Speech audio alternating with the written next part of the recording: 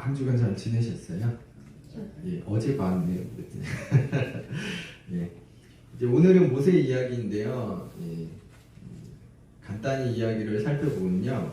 11절에서 모세가 장성한 후에 이제 이때 모세는 애굽의 왕자죠. 예, 그런데 어떤 애굽 사람이 이제 히브리 사람을 학대하고 있는 걸 보게 되죠. 예, 모세의 동족을 때리는 것을 이제 목격한 모세가 이리저리 살피고 사람이 없는 것을 확인하고 그 애굽 사람을 쳐 죽이고 모래에 묻어요. 그리고 이튿날에는 히브리 사람 둘이 서로 싸우는 것을 보게 되는데 모세가 이를 보고 뭐라 하죠. 왜 같은 동족이 같은 동족을 때리느냐 이런 것이었죠.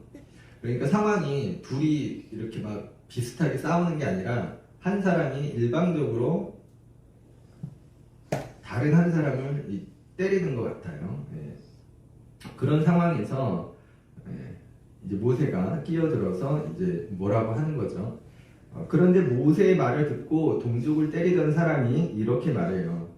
누가 너를 우리를 다스리는 자와 재판관으로 삼았느냐?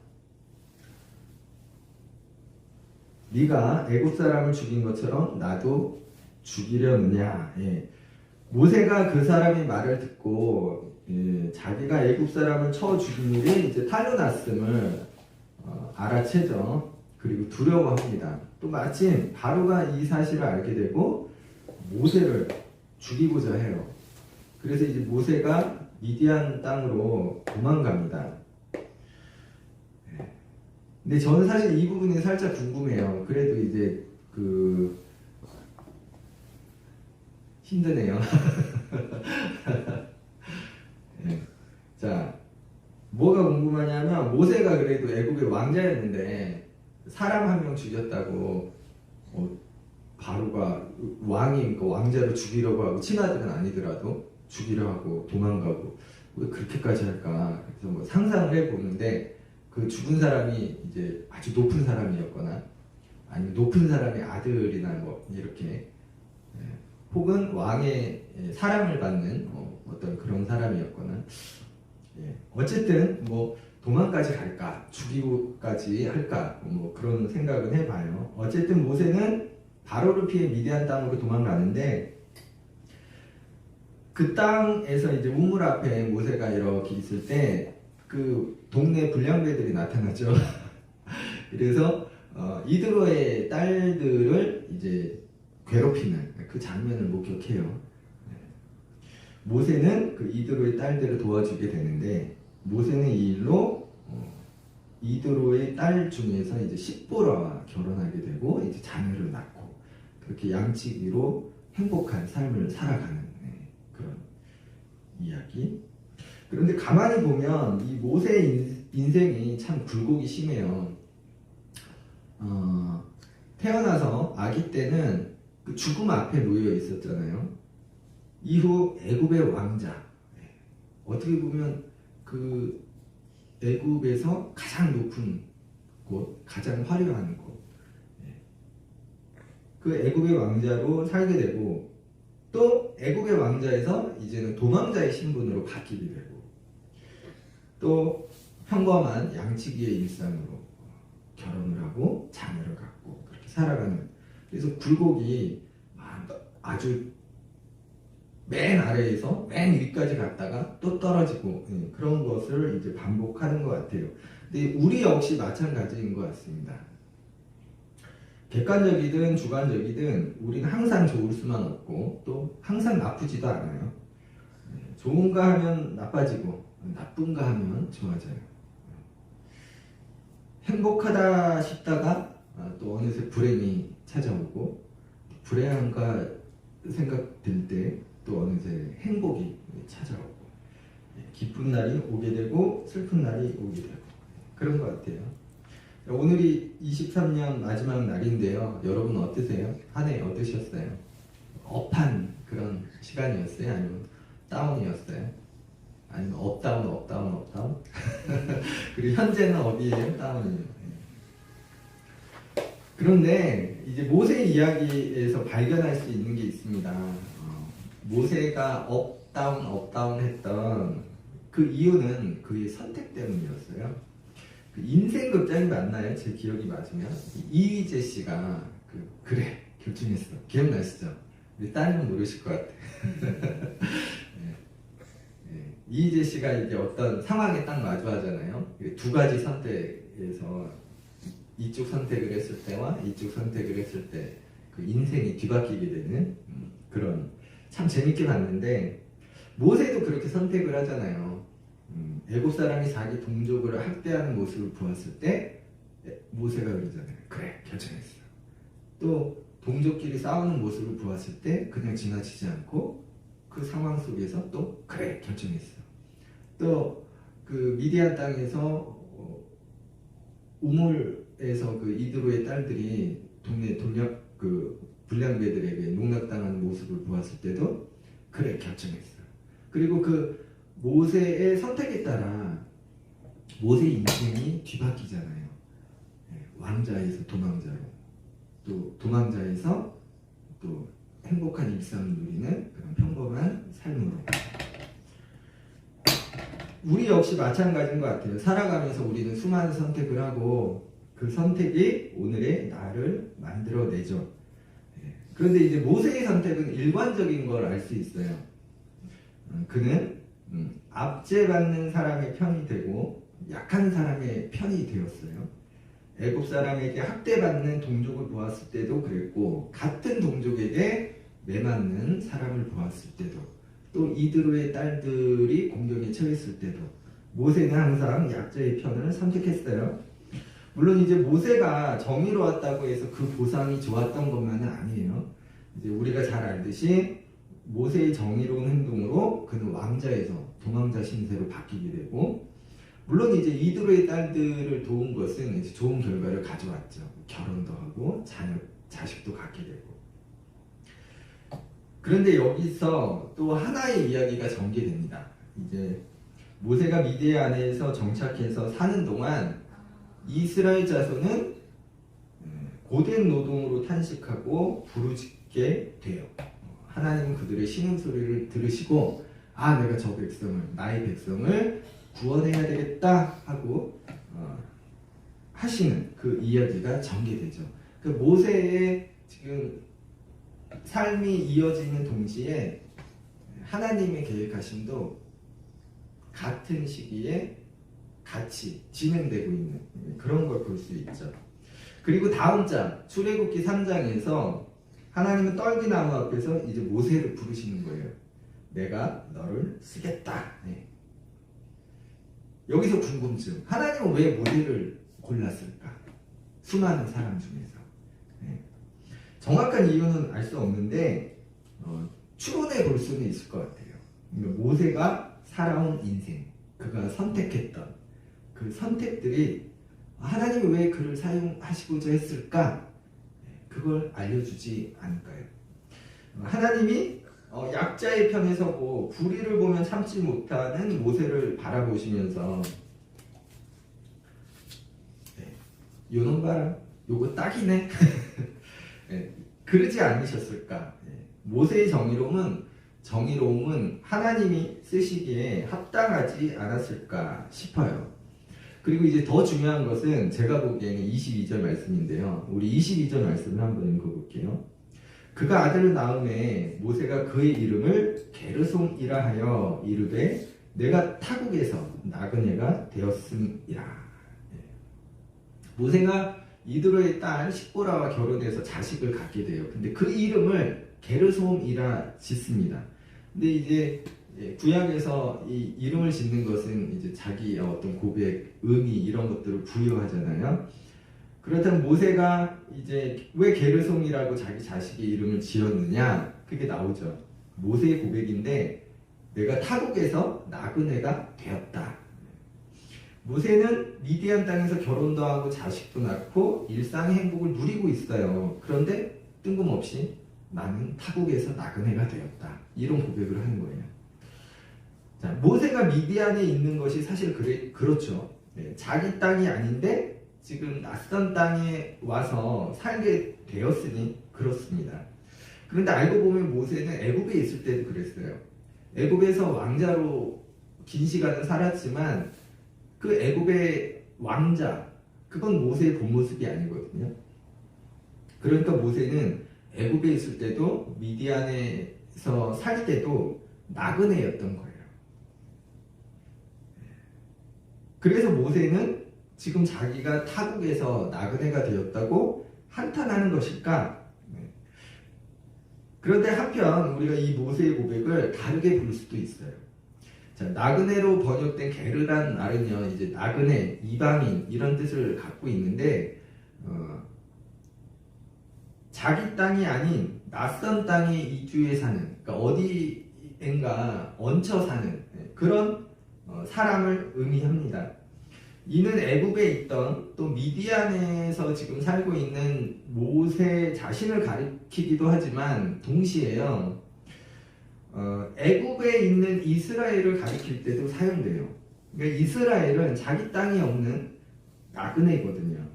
그러니까 내가 타국에서 나그네가 되었다라는 말은요, 모세 자신이 타국에서 나그네 되었다는 그런 고백으로 볼 수도 있겠으나 자신이 이스라엘 사람이라는 그 자기 정체성을 깨달았다는 것으로도 볼 수 있습니다.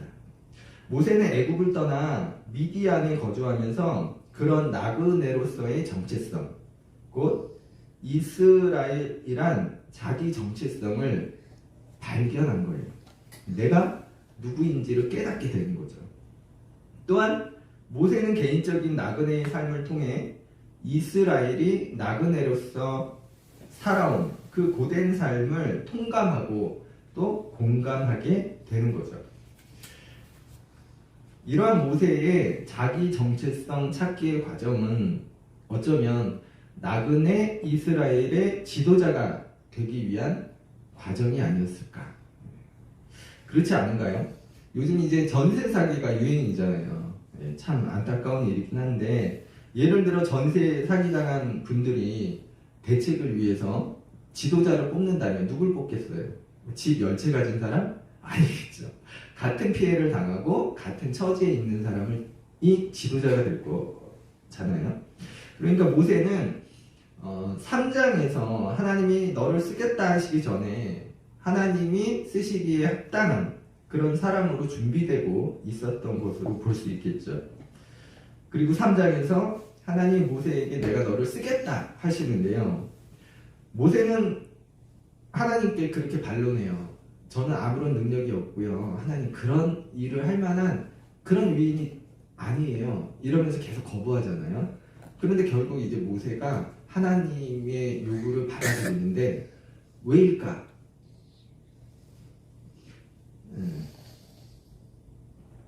저는 이걸로 보는데요, 모세가 나그네로서 나그네 이스라엘의 고통과 슬픔을 보고 겪었거든요. 또한 모세는 정의로운 사람이잖아요. 애굽의 불의가 여전히 자기 동족을 괴롭히는 것을 모세가 알게 되었을 때 그는 또 한 번 옳은 선택을 할 수밖에 없지 않았을까, 저는 생각해 보아요. 그래서 우리가 이런 모세의 이야기를 통해 두 가지를 생각해 볼 수 있을 것 같아요. 이제 하나는 하나님이 미리 계획을 쫙 다 하신 거예요.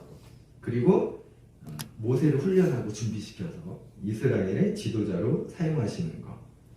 다른 하나는 모세는 모세의 인생을 열심히 산 거예요. 자기 선택을 하고 그러한 모세의 삶을 통해 또 모세의 인식을 통해서 하나님이 쓰시기에 합당한 사람으로 모세가 성장하고 그런 모세를 하나님이 사용하셨다.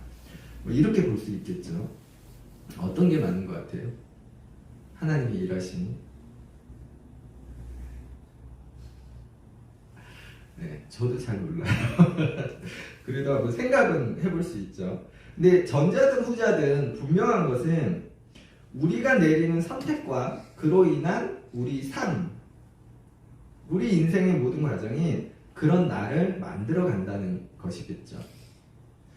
자, 여러분은 올 한 해 어떤 선택을 하시고 어떤 삶을 사셨는지, 물론 우리는 모세처럼 지금 모세는 항상 불의를 보고 정의로운 선택을 하잖아요. 근데 확실한 건 저는 못 그러거든요. 항상 정의로울 수는 없을 것 같아요. 가끔은 좀 그러나 어떤 선택이든 그 선택은 나를 만들어가고 그에 따라 우리 인생도 달라진다는 거. 그리고 그 삶이 고되든 좋든 나쁘든 분명한 것은 그러한 우리 인생의 모든 과정이 결국 나는 누구인가 라는 질문에 해답을 찾아가는 과정이 아닐까 싶어요. 나는 누구인가? 너무 어렵나요? 그렇다면 나는 누구일까요? 나는 누구일까? 우리가 이제 신앙적으로 볼 때 우리는 하나님이 쓰시기에 합당한 그런 존재로서의 가치만 있는 걸까 생각해 볼 수 있잖아요. 어떤 나 개인의 그러한 삶보다는 하나님이 사용하시는 그런 어떤 사명적인 모습들, 하나님이 그런 나를 만들어 가시든 아니면 우리가 그런 자격을 갖추든 우리는 그런 사명적인 존재로 살아야 되는 건가? 그렇지 않아요? 교회로서. 근데 저는 그렇지 않다고 봐요. 모세의 삶도 보면 그런 것 같아요. 그는 애국의 왕자로서도 살았고 죽음, 그 더 이전에 아기 때는 죽음의 위협 앞에도 있었죠. 그리고 애국의 왕자로서 최고의 부와 권력을 누렸고, 그리고 또 도망자 신세로 쫓기기도 했어요. 또 양치기로서 평범한 가장의 삶을 아버지로서 또 남편으로서 그렇게 평범한 행복을 누리기도 했어요. 근데 거기에 사명은 없었거든요. 모세에게 사명은 없었어요. 그는 자기가 옳다고 생각하는 것들을 선택하고 그 선택에 따른 그 삶을 그냥 살아간 거예요. 그리고 그 삶은 기쁨도 있었고 슬픔도 있었고 두려움도 있었고 행복하기도 했고, 다만 그러던 중 어느 순간에 자기 정체성을 모세가 깨닫게 되죠. 그리고 하나님이 쓰시는 자로서의 자기 운명을 받아들이게 되는 거죠. 우리 역시 그런 것 같아요. 좋든 슬프든 우리의 희노애락 삶을 살아가다가 언젠가는 어느 순간에는 나는 누구인지에 관해 깨닫게 되는 게 아닐까. 그리고 그렇게 적당히 준비되었다면 또 하나님이 사용하시지 않을까. 또한 이제 우리가 흔히 하는 착각이 있는데 꼭 모세처럼 거창하게 하나님이 부르시고 사용하시고 그런 것을 기대하는 것도 좋긴 한데 꼭 그렇지는 않은 것 같아요. 하나님이 사람을 사용하시는 것은 그렇게 특별하게 사용하시기도 하지만 사실 우리의 삶 자체가 우리도 모르는 사이에 하나님이 사용하시는 도구가 되는 게 분명하거든요. 자, 출애굽기 15장 이야기를 잠깐 하려고 해요. 이 출애굽기 15장에 보면 마라의 샘물이 나오잖아요. 이스라엘이 이제 홍해를 건너고 광야에서 며칠을 걸어요. 근데 물이 없는 거예요. 그러니까 이스라엘 백성이 모세를 원망하죠. 너 지금 우리를 죽이려고 하는 거냐, 뭐 이러면서. 그래서 모세가 하나님께 기도를 합니다. 그때 하나님이 한 나무를 가리키셔요. 그리고 모세가 그 나무를 물에 던지니 물이 달게 되어 이제 사람들이 그 물을 마실 수 있게 되었죠. 자, 여기서 궁금증. 여기서 모세가 그 마라의 샘물에 던진 그 나무는 어떤 나무였을까? 분명한 건 나무 한 그루는 아니었을 거예요. 그걸 막 뽑아가지고 던지진 않았을 거 아니에요? 그러니까 우리가 생각해 볼 수 있는 거는 나뭇가지를 부러뜨려서 던졌거나 아니면 땅에 있는 가지를 주워서 던졌거나, 그리고 여기서 더 생각해 볼 수 있는 것은 그 나무가 아주 막 잎이 쫙 무성하게 열리고 풍성한 그런 막 이렇게 잘 자란 나무에서 나뭇가지를 꺾었는지, 아니면 이제 거기가 마라의 샘물인데 사람들이 써서 못 마신다고 하잖아요. 그러니까 나무도 그 물 마시기가 어렵겠죠. 그러니까 잎이 다 떨어지고 이제 뼈대만 남은 그런 앙상한 나무에서 나뭇가지를 꺾었는가. 아니면 정말 이렇게 바닥에 버려진 것 같은 그 나뭇가지를 주워서 던졌는가? 이런 생각을 해볼 수 있을 것 같아요. 자, 여기서 또 생각을 해보는데 그중 어떤 나무인지 어떤 나뭇가지인지는 몰라도 하나님이 사용하셨어요. 그리고 이런 생각을 해봐요. 하나님이 가리키신 그 나무, 마라의 쓴물에 던져진 그 나뭇가지는 잎이 무성하고 잘 자란 나무처럼 우리로 치면 성공하고 출세하고 돈 많고 그런 인생일 수도 있겠어요. 반면 이제 잎이 다 떨어지고 뼈대만 남은 그 앙상한 나무는 반대로 우리로 치면 실패한 인생으로 볼 수도 있겠어요. 그리고 바닥에 뒹구는 마른 나무까지는 우리로 치면 최악의 삶을 살고 있는 그런 상태로 볼 수도 있겠어요. 그런데 어떤 나무인지는 몰라도 하나님은 그 나뭇가지를 사용하셨거든요. 그럼 어떤 나무였을까? 그래서 곰곰이 생각해보면 우리 인생이 지금 어떤 상태인지는 그렇게 중요하지 않은 것 같아요. 우리가 세상적으로 볼 때 성공한 인생이든 실패한 인생이든 아니면 더 최악의 삶을 살아가고 있든 중요한 것은 하나님이 가르치신 그 사실이 아닙니까? 하나님이 그 나뭇가지를 가르치셨잖아요. 이제 나뭇가지 입장에서 보면 이렇게 되는 거예요. 하나님이 지금 자기를 가르치신단 말이죠. 그때 나뭇가지가 자기 정체성을 깨닫지 않았을까?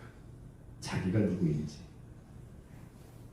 그때 내가 누구인지를 깨달은 그 나뭇가지가 사람들이 마시지 못하는 쓴물에 던져지고 그 아픈 세상을 달게 사람들이 마실 수 있게 변화시키지 않았을까. 저희가 독서 모임을 하잖아요. 이제 지난 시간에 며칠 전이죠. 거기서 뭐 이런저런 이야기를 하다가 동물은 영혼이 있는가? 막 이런 얘기도 했잖아요. 그렇다면 인간과 동물의 차이가 뭘까? 많겠죠. 제가 보기에는 이 동물은 지능이 좀 낮을 뿐이지 생각도 하는 것 같고 감정은 물론 있는 것 같고 그런데 동물에게 없고 인간에게 있는 거 이거 아닐까 싶어요. 자기 인생에 의미를 부여하는 거. 결국 내가 누구인지를 묻고 찾아가는 그 일은 사람만이 할 수 있는 것 같아요. 나의 선택으로 만들어지는 우리 인생, 그것이 좋든 나쁘든 행복하든 그렇지 않든 우리 인생 어느 순간 우리는 모세처럼 그리고 하나님이 가르치신 그 한 나뭇가지처럼 내가 누구인지를 발견하게 되는 거. 우리 삶이 결국 그 과정이 아닌가. 그리고 중요한 것을 빠뜨렸는데 모세가 그렇게 자기 선택으로 자기 인생을 살아가는데요. 또 우리도 모세처럼 그렇게 선택을 하고 그 선택에 따라서 우리 인생을 그 이야기를 써내려가죠. 그런데 모세 이야기에서도 그렇잖아요. 모세가 그렇게 살아가는데 한편 하나님의 계획하심이 같이 나가잖아요. 우리 따로 살아가고 하나님 따로 계획하시는 게 아니라 우리가 살아가는 그 삶 속에서 하나님의 계획하심이 함께 하신다는 거죠. 내가 하든 하나님이 하시든. 그래서 우리는 하나님과 상관없이 살다가 어느 날 하나님이 우리를 부르시고 그렇게 하나님의 부르심을 받는 게 아니라 그 모든 게 함께 한다는 거죠. 하나님의 눈길과 보살핌 속에 또 계획하심 속에 우리는 살아가고 있다. 모세가 그랬듯이 또 지금 우리 인생이 고달프든 아니든 좋든 나쁘든 자 오늘도 두서없이 말씀을 전했어요. 이제 설교를 마치려고 해요. 하나님은 우리에게 선택의 자유를 주셨잖아요. 그 선택으로 우리는 자기만의 인생을 만들어 갑니다. 그리고 그 삶이 좋든 나쁘든 가치 있는 것은 그 모든 것이 결국 나는 누구인가 그것을 찾아가는 과정이라 할 수 있기 때문이 아닐까. 그리고 내가 누구인지를 깨닫게 될 때 그때야 우리는 진짜 내가 되지 않을까. 또한 하나님의 일하심을 깨닫게 되지 않을까. 또 그때야 그분이 내가 너를 쓰겠다 모세에게 말씀하신 것처럼 우리에게도 말씀하시지 않을까. 기도하겠습니다.